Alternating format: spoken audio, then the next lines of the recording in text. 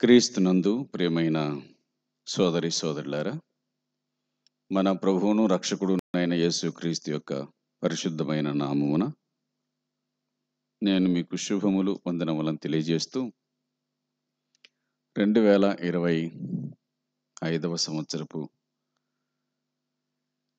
విజ్ఞాపన మాసం జూలై నెల 23వ దినమునకు స్వాగతం పలుకుతూ ఉన్నాను. నీ పాద సన్నిధికి కృపామయ యేసయ్య అనే కీర్తనలో నుండి 2 వచనాలను పాడుకుందాం.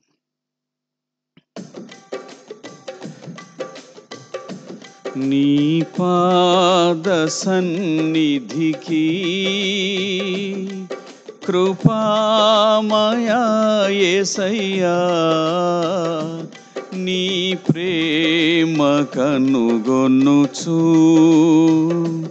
దేవా నివచితిని, నీ ప్రేమ కనుగొనుచు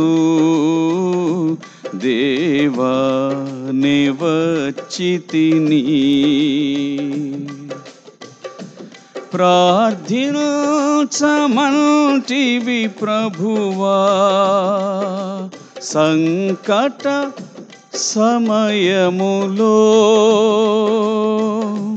ప్రార్థించమంటివి ప్రభువా, సంకట సమయములో దయచూపి నన్ను కరుణించి ప్రేమతో ఆదరించుమయా,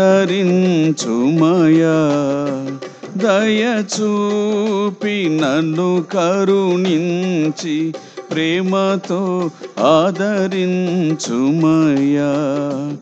నీ పాద సన్నిధికి కృపామయా యేసయ్యా, నీ ప్రేమ కనుగొనుచు దేవా నివచితిని, నీ ప్రేమ కనుగొనుచు దేవా నివచితిని.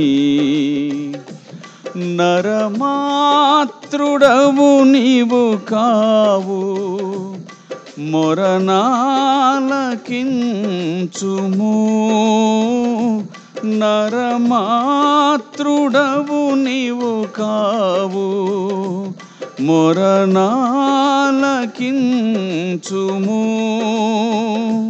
మనసార ప్రార్థించుచు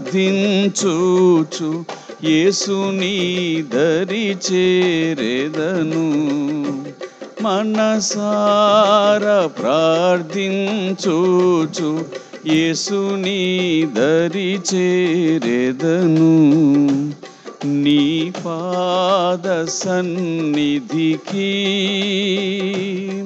కృపామయ యేసయ్యా, నీ ప్రేమ కనుగొనుచు దేవా నివచితిని, నీ ప్రేమ కనుగొనుచు దేవా నివచితిని.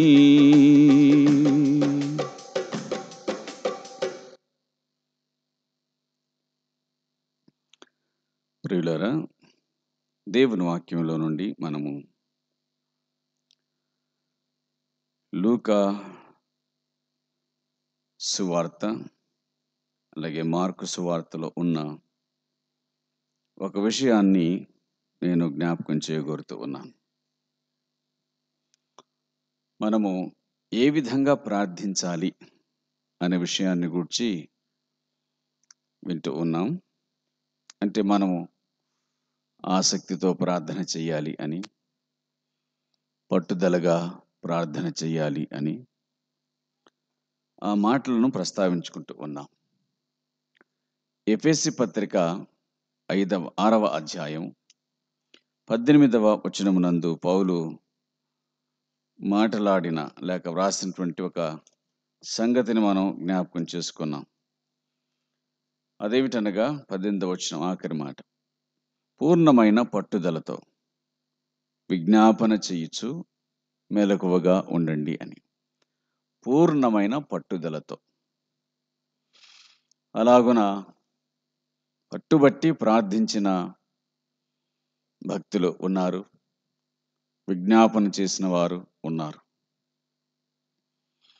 అబ్రహాము అలాగే ఇంక యెహోవా సన్నిధిలో నిలుచుండెను అనే మాట ఆదికాండము 18వ అధ్యాయము 22వ వచనంలో మనకు కనబడుతూ ఉంది. వారు గోజాడుటకు, బతిమలాడుటకు ఒకే పట్టుదలతో ప్రభువుని అడగటానికి ఉన్నారు, వేచి ఉన్నారు. కాబట్టి పట్టుదలతో చేసే ప్రార్థన అది ఫలిస్తుంది అనే సంగతిని, అంటే అందులో ఉన్న ఆ పట్టుదలలో ఉన్నటువంటి యథార్థతను ప్రభు గ్రహిస్తాడు. ఆ పట్టుదలలో ఉన్న యథార్థత. కాబట్టి దేవుని వాక్యంలోంచి నేను మీ కొరకు మరి మార్కు సువార్త 10వ అధ్యాయం, మార్కు సువార్త 10వ అధ్యాయం 48వ వచనము నుండి 52వ వచనము వరకు వ్రాయబడిన సంగతులు. లూకా సువార్త 18వ అధ్యాయం 35వ వచనము నుండి 43 వరకు వ్రాయబడిన సంగతులు గుర్తు చేస్తా. ప్రభువైన యేసుక్రీస్తు ఆయన యెరికో పట్టణమునకు వచ్చినప్పుడు, ఇది తన చివరి మజిలీ. ప్రభు ఇక యెరూషలేమునకు వెళ్తూ ఉన్నాడు. ఆ సంచారములో ఆయన ఇక మరలా తిరిగి రాడు. యెరూషలేములోనే ఆయన ఉండి ఆ తర్వాత తన ప్రాణం పెడతాడు. ఈ సందర్భంగా ఆయన బయలుదేరి యెరికోకు వచ్చినప్పుడు అనే మాట మార్కు చెబుతాడు. లూకా సువార్తలో ఆయన యెరికో పట్టణమునకు సమీపించినప్పుడు అనే మాట వ్రాయబడి ఉంది. ప్రభువైన యేసుక్రీస్తు ఆయన తన సంచారములో ఇది చివరి మజిలీ. ఆయన బయలుదేరుతూ ఈ ప్రాంతానికి వచ్చినప్పుడు జరిగినటువంటి సంఘటన ఇది అని.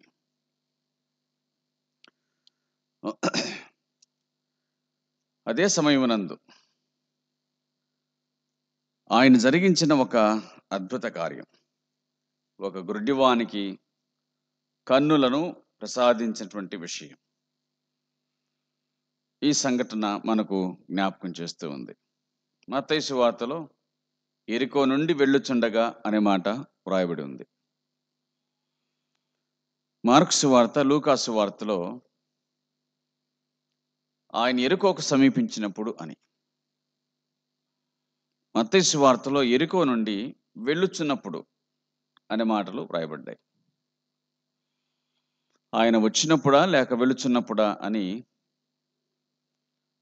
పరిశీలించినప్పుడు పాత యెరికో, కొత్త యెరికో అని, పాత పట్టణం, కొత్త పట్టణం. ఒకరేమో పట్టణానికి సమీపించినప్పుడు, పాత పట్టణానికి సమీపించినప్పుడు ప్రస్తావించారు. మత్తయి పాత పట్టణం నుంచి కొత్త పట్టణానికి వెళ్తున్నప్పుడు, యెరికో నుండి వెళ్ళుచుండగా అని ప్రస్తావించాడు. సరే, అది సమస్య కాదు. సంగతి ఏమిటి అనగా, జన సమూహం తనను దాటి వెళ్ళుచున్నట్టుగా భర్తిమై గ్రహించగలిగినాడు. కన్నులు లేనివాడు చెవులను కన్నులుగా చేసుకున్నాడు. జీవితంలో బాహ్య నేత్రాలు లేకపోయినా ఒళ్ళంతటిని కూడా నేత్రాలుగా చేసుకున్నాడు బర్తిమై. గ్రహణ శక్తి అధికంగా ఉంది. అందుచేత ఇతడు పేరుకు భిక్షగాడుగా కనిపించినా అంతకంటే మించి అతన్ని గూర్చి మనం చెప్పుకోవాలి. అతడు నేత్రములు లేనంత మాత్రం చేత అతన్ని మనం తృణీకరించడానికి వీలు లేదు. కానీ అతన్ని గూర్చి మనం చూడగా చాలా జ్ఞానవంతుడిగా కనిపిస్తూ ఉన్నాడు. అలాగే అతడు మంచి విశ్వాసము కలిగిన వానిగా కనబడుతూ ఉన్నాడు. మంచి విశ్వాసము అనంటే ప్రభు అయిన యేసుక్రీస్తు ఎవరో తెలుసుకున్నవాడై ఆయనను గూర్చిన అవగాహన కలిగిన వాడుగా మనకు కనబడుతూ ఉన్నాడు. అందుచేత ఇతన్ని గూర్చి దేవుని వాక్యం మనకు గట్టిగా చెప్తూ ఉంది. మత్తయి సువార్త 20వ అధ్యాయమునందు ఇద్దరు కేకలు వేసినట్టుగా కనబడుతుంది. ఇద్దరు గుడ్డివారు. వారు కరుణింపుమని కేకలు వేసిరి. ఇద్దరు గుడ్డివారు. మార్కు, లూకాలో చూడగా విశేషించి పేరు పెట్టి ఒకరిని గూర్చి వ్రాయబడి ఉంది. అనగా కొంచెం గట్టి గొంతు కలిగిన వాడుగా ఉన్నట్లున్నాడు, గట్టిగా మాట్లాడేవాడుగా కనిపిస్తున్నాడు. అంచేత అతన్ని గూర్చి ఎక్కువగా వ్రాయబడి ఉంది. ప్రియులారా, ఏమిటి సంగతి అని అడిగాడు. గ్రుడ్డివాడైనంత మాత్రం చేత నాకేమిలే అని అనుకున్నవాడు కాదు. అతడు జ్ఞానవంతుడని చెప్పుకున్నాం కదూ. ఆ రోజుల్లో వికలాంగులను కేవలం, మరి విశేషించి గుడ్డివాళ్ళు, కుంటివాళ్ళు భిక్షాటనకు మినహాయించి ఇంక దేనికి పనికొచ్చినట్లుగా కనిపించదు. ఈ సువార్తల్లో మనం చూస్తే గ్రుడ్డివాళ్ళు, అలాగే అపోస్తల కార్యం 3వ అధ్యాయం కుంటివాడు, భిక్షాటన చేసేటువంటి వారు. ఇతడు కూడా అడుక్కుంటూ ఉన్నాడు. దారిలో ప్రభు వచ్చాడు. సంగతి ఏమిటి అని అడిగి తెలుసుకున్నాడు. నజరేయుడైన యేసు ఈ దారిన వెలుచున్నాడు అని. బహుజన సమూహం అని వ్రాయబడింది కదా. ఈ బహుజన సమూహమును చూచి ఇద్దరిని చూడవచ్చు అక్కడ. మొదటిగా జన సమూహాన్ని, రెండవదిగా ప్రభువును చూడవచ్చు. జన సమూహాన్ని చూస్తే ఆ రోజు తన ఆదాయాన్ని అతడు అంచనా వేసుకోవచ్చు. చాలామంది వెళ్తున్నారు కాబట్టి తనకు ఎక్కువ సొమ్ము వస్తుందేమో అని ఆశించవచ్చు. కానీ అతడు తాత్కాలికమైన ఈ సొమ్ము కంటే మించి అంతకంటే శ్రేష్టమైనటువంటి కన్నులను పొందాలని కోరాడు. కాబట్టి అతడు కేకలు వేసి దాన్ని సాధించుకొనగలిగాడు. మొదటిగా ఏమిటి సంగతిని అడిగాడు. నజరేయుడైన యేసు ఈ దారిన వెళ్తున్నాడని వారు అతనికి జవాబు చెప్పగా కరుణించమని కేకలు వేశాడు. ఇది ప్రార్థనే కదా. కరుణించమని కేకలు వేయటం. ప్రభువా, దావీదు కుమారుడా, మమ్మును కరుణించు, మమ్మును కరుణించు. ఇవే మాటలు. కరుణించమని కేకలు వేశారు. సంగతి ఏమిటి అంటే మార్కు సువార్త 10వ అధ్యాయంలో మనకు కనబడుతుంది. ఊరకుండుమని అనేకులు వానిని గద్దించిరి అని వ్రాయబడింది. ఊరకుండుమని అనేకులు గద్దించిరి. అది మార్కు సువార్త 10వ అధ్యాయము 48వ వచనం. లూకా సువార్త 18వ అధ్యాయం 39. ఊరకుండుమని ముందర నడుచుచుండిన వారు వానిని గద్దించిరి. ఊరకుండుమని ముందర నడుచుచుండిన వారు వానిని గద్దించిరి. ముందర నడిచే వాళ్ళకి అనగా సీనియర్స్కి, జూనియర్స్ అంటే లోకమనే కదా. కన్నులు కలిగిన వారికి లేని వారంటే లోకువనే కదూ. పైగా కరుణించలేని వాడు చేసే పని గద్దించడమే. కరుణిస్తే చాలా పని చేయాలి. గద్దించడానికి ఏమీ అక్కర్లేదు, నాలుకంటే చాలు. కరుణించడానికి కరములు కావాలి, గద్దించడానికి నాలుక చాలు. అందుచేత అశక్తులందరూ గద్దించినారు. చేయటానికి చేతగాని వాళ్ళంతా చేసిన పని ఏమిటంటే గద్దించడమే. వారు గద్దించిన కొలది ఇతడు రెట్టించిపోయాడు, మరింత ఎక్కువగా కేకలు వేశాడు. పట్టుదలతో ప్రార్థించండి, విజ్ఞాపన చేయండి అని అంటున్నాం కదా, వాక్యమును ఆధారం చేసుకుని. అతడు చేసిన పని ఇదే, గట్టిగా కేకలు వేశాడు, పట్టుదలతో కేకలు వేశాడు. అతని బాధ ఏంటంటే పోతే ఇంకా ఆయన దొరకడు, సమయం మించిపోతే మరలా దొరకదు అనే భావన చేత కేకలు వేశాడు. ప్రభువు అతని కేకలను విన్నాడు. వాక్యం ఏం చెబుతుందో ఆ మాటలు చదువుదాం. అప్పుడు యేసు నిలిచి, మార్కు 10:49, వారిని పిలువుడని చెప్పగా వారు గుడ్డివాణ్ణి పిలిచి, ధైర్యం తెచ్చుకొనుము, ఆయన నిన్ను పిలుచున్నాడు, లెమ్మని వానితో చెప్పిరి.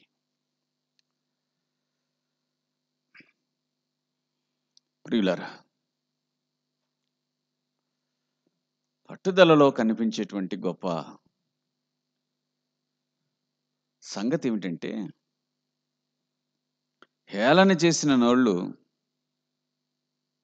గద్దించిన నోళ్ళు ధైర్యాన్ని కలిగించినాయి.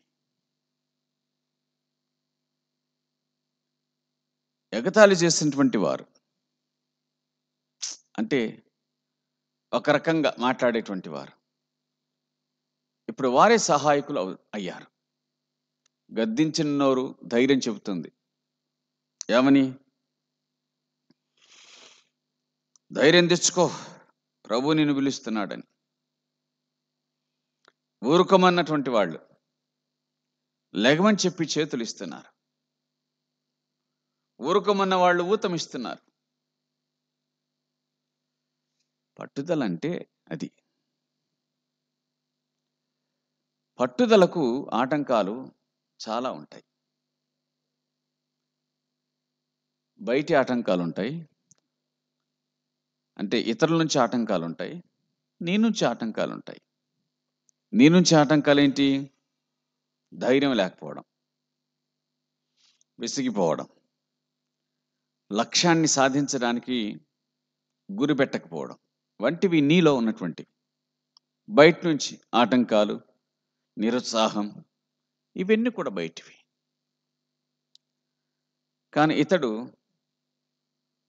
లోపలి ఆటంకాలను, బయటి ఆటంకాలను అధిగమించినవాడు.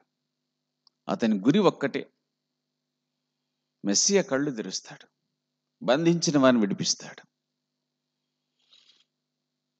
ఆయన ఇప్పుడు ఆయన ఇప్పుడు నాకు మిస్ అయితే ఇక నేను ఆయన ఎప్పుడు చూడలేను. కాబట్టి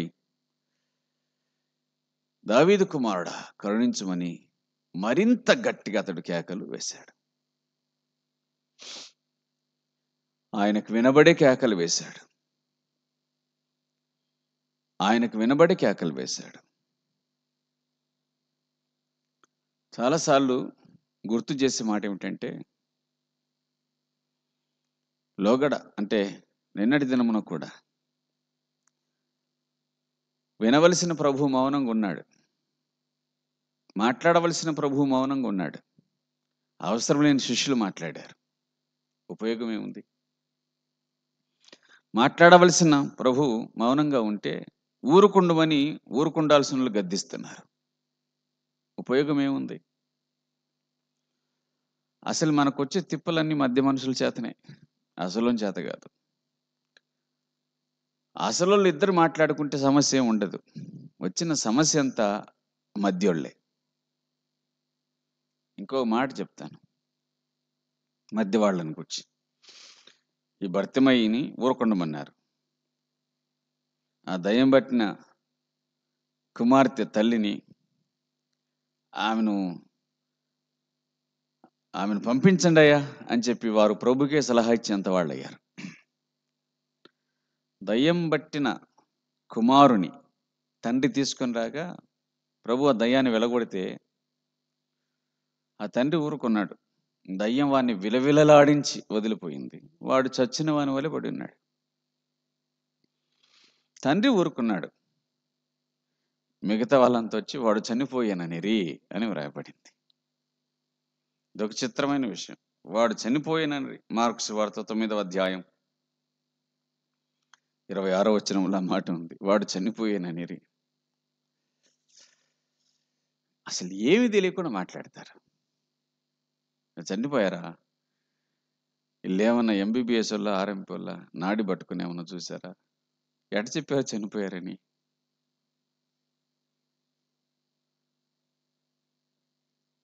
వాళ్ళ ఉద్దేశం ఏంటంటే, అయ్యో పాపం వాడు దయ్యం బట్టి బతికున్న కానీ తండ్రి చూసుకుంటుండేవాడు, వదిలించమని చెప్పి ఈయన దగ్గర తీసుకొచ్చి ఈయన ఏకంగా చంపేశాడు అన్నట్లుగా. వాళ్ళ నోట్ల నుంచి ఆ మాట వచ్చిన తర్వాత ప్రభు చేయి పెట్టి అని లేవనెత్తాడు. వాళ్ళ నోర్లన్నీ మూసుకుపోయాయి. ఈ మధ్య వాళ్ళ మాటలన్నీ ఇట్లాగే ఉంటాయి. ఊరకుండమని గద్దించారు. వానిని పిలవండి అనగానే గుడ్డివాడు హీరో అయ్యాడు. మొత్తం కదిలిపోతున్న సమూహం అంతా అట్లా బ్రేక్ వేసినట్లయింది. అందరూ ఆగిపోయినారు. ప్రభువే ఆగిపోయాడు. అందరూ ఆగిపోయారు.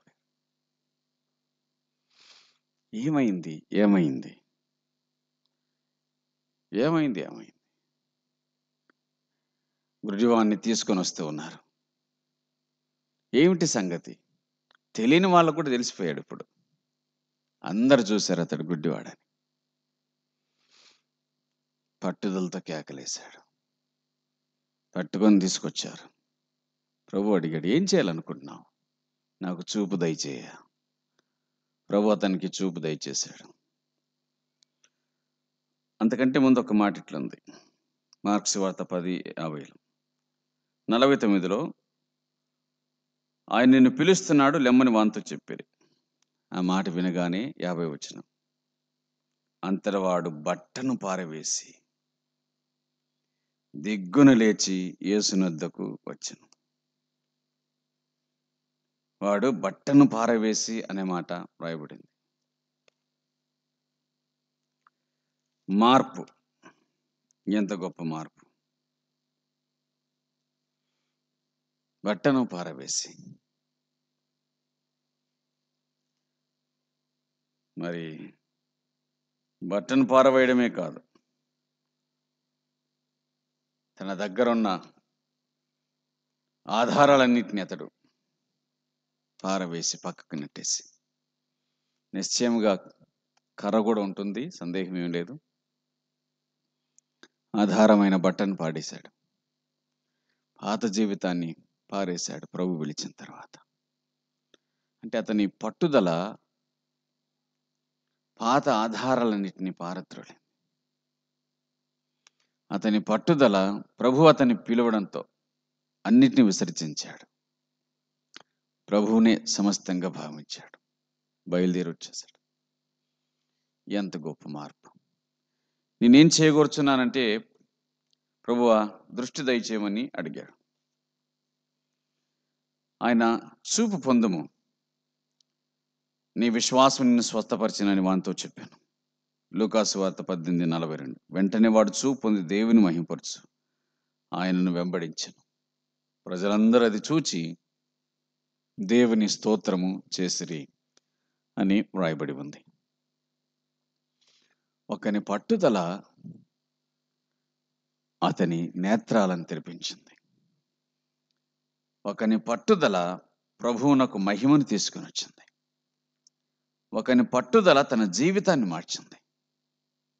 ఒకని పట్టుదల దారి ప్రక్కనున్న వాడిని దారిలోనికి తెచ్చింది. ఒకని పట్టుదల ఇదేమిటి అని అడిగిన వాడిని ఏకంగా వారితో కలిసిపోయేటట్లుగా చేసింది. అంటే దారి పక్కన ఉన్న వాడిని దారిలో వెళ్ళే వాళ్ళతో కలిసిపోయేటట్లుగా చేసింది. ఒకని పట్టుదల అంధుణ్ణి దృష్టి కలిగిన వానిగా చేసింది. ఎంత గొప్ప మార్పు అండి! అసలు మనం అందరం సాధించలేకపోవడానికి కారణం ఏంటంటే ఈ పట్టుదల లేకపోవడమే కదా. భక్తి జీవితంలోనైనా భౌతిక జీవితంలోనైనా ఏదైనా సరే ఒకటి సాధించాలి అంటే ఇది లేకపోవడమే కదా. అతడు గట్టిగా కేకలు వేశాడు. ఎంత గట్టిగా కేకలు వేశాడంటే ఆ కేకలు ఆయన చెవుల్లో మారుమ్రోగాయి అన్నట్టుగా కేకలు వేశాడు. ఆ కేకలు ప్రభు కాళ్ళను నిలిపాయి. ఆ కేకలు అందరి దృష్టిని ఆకర్షించాయి. అంత పట్టుదల కలిగిన వాడు సాధించగలిగాడు. వీటన్నిటిని ఫలితం ఏంటి అని అంటే అక్కడ వ్రాయబడిన మాట, వాడు చూపు పొంది దేవుణ్ణి మహిమపరచచ్చు అని వ్రాయబడింది. చూపు పొంది దేవుణ్ణి మహిమపరచచ్చు. ప్రభు చేసే కార్యాల యొక్క ఆంతర్యం ఇదే కదా. ప్రభువు చేసే కార్యముల యొక్క ఆంతర్యం ఇదే కదా. మనం ఆయన మహిమార్థమై బతకాలని, మనం ఆయనకు మహిమను తీసుకుని రావాలని కదా ఆయన ఉద్దేశం. అందుచేతనే కరుణ కలిగినటువంటి ప్రియ ప్రభు మన జీవితాలను బాగు చేశాడు, రక్షించాడు, పాత మనుషులను నూతనపరిచాడు. కారణం ఏంటంటే ఆయన మహిమార్థమై బతకటానికి. అంతకంటే మించేం లేదు. వాడు చూపు పొంది దేవుణ్ణి మహిమపరచచ్చు. అంతమందిలో ఒక హీరో లాగా అయ్యాడు. అందరినీ వదిలిపెట్టేశాడు. ఎట్లా చెప్పాలి? ఏం కావాలనుకుంటున్నావు అంటే చూపు దయచేయి అన్నాడు. ప్రభువానికి చూపు దయచేసిన తర్వాత అతడు మొట్టమొదటిగా ప్రభువుని చూశాడు. అసలు ఆయన చూసిన తర్వాత ఇంకెవరిని చూడబుద్ధి కాలేదు. ఆయన చూసిన తర్వాత ఇంకెవరిని చూడబుద్ధి కాలేదు. అందుకే ఆయన వెంటే వెళ్ళాడు. తన ఇంటికి వెళ్ళొచ్చు కదా. పైగా నా వెంట రమ్మని ఆయనేం అనలేదు. తన ఇంటికి వెళ్ళొచ్చు. ఇంటికి వెళ్ళి కూడా సాక్షిగా ఉండొచ్చు కదా. అట్లా కాదు. ఆయన కళ్ళు తెరిచిన తర్వాత ఆయన్నే చూశాడు. ఆయన వెంటే వెళ్ళాడు. యెరూషలేమునకు వెళ్ళాడు. ఆయనతో పాటు వెళ్ళిన వారితో కూడా తాను ఒకడయ్యాడు. బహుశా ఆయన మరణాన్ని కూడా చూసిన వాడై ఉంటాడు. మరణం ఏంటి, పునరుద్ధానాన్ని కూడా విన్నవాడై ఉంటాడు. ఒక మాటలో చెప్పాల్సి వస్తే తనకు నేత్రాలు దయచేసిన వాడు తనకు కళ్ళ వంటి వాడయ్యాడు. ఇక తన కళ్ళు మూసుకున్నా కనిపించేది మాత్రం ఆయనే. ఆయన వెంటే వెళ్ళాడు. దేవుణ్ణి మహిమపరచడం అంటే అది క్రియల చేత, నోటి మాటతో కాదు, క్రియల చేత. ప్రభువా, నా కళ్ళు తెరిపించి గుడ్డి బతుకును బాగు చేశావు.